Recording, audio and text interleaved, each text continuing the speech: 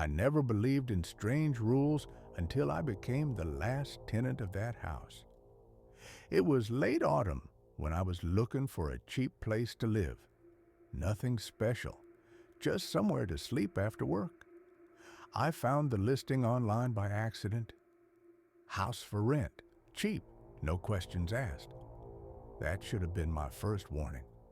The house stood on the edge of a small town, right next to a forest. The street felt frozen in time. Half the houses were empty, some with boarded-up windows. Only a few streetlights worked, and even those flickered. The landlord was off. We met during the day. He never went inside the house, handed me the keys quickly, and kept glancing over my shoulder. "One rule," he said quietly. "Don't open the door after midnight, no matter who calls your name." I laughed nervously, assuming he was joking. He didn't smile. Inside, the house looked better than expected. Old, but clean. Very little furniture, thick walls, no internet, weak cell signal. At exactly 1:07 a.m., I heard a knock. Not loud, slow, careful, like someone checking if I was home. I walked to the door and asked, "Who is it?" Silence. Then I heard my own voice. "Open up. It's me." My stomach dropped. I stepped away from the door. The knocking stopped immediately. I didn't sleep that night. The next day, while exploring the house, I found a cardboard box in the storage closet. Inside were old cassette tapes, a small recorder, and a notebook. Written on the cover, "For the next one." The first line inside read, "If you're reading this, you've already stayed longer than I did." There were dates, names, different handwriting.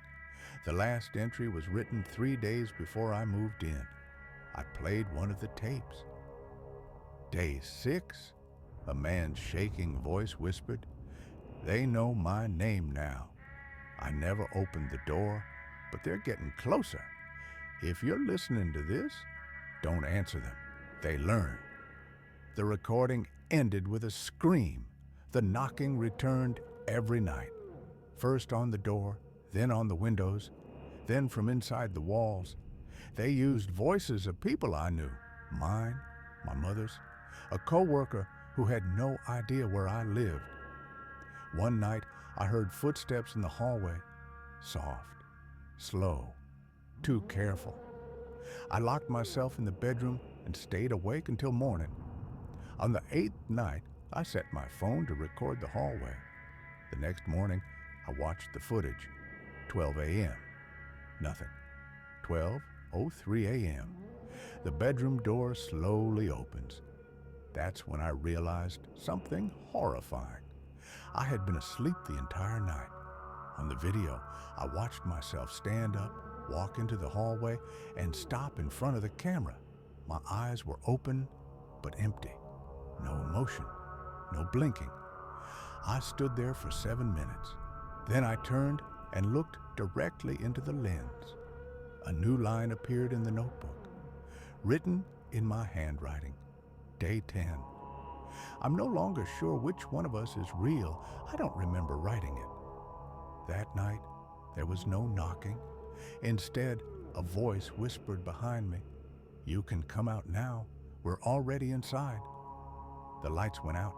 I woke up outside, barefoot, sitting on the ground in front of the house. The doors were sealed, the windows boarded up. A sign hung on the front door. "This house is not for rent. The last tenant disappeared 6 years ago." I checked the date. It was today. Sometimes late at night, I hear knocking in my new apartment. It's polite, quiet, and a voice behind the door says, "Open up, it's you."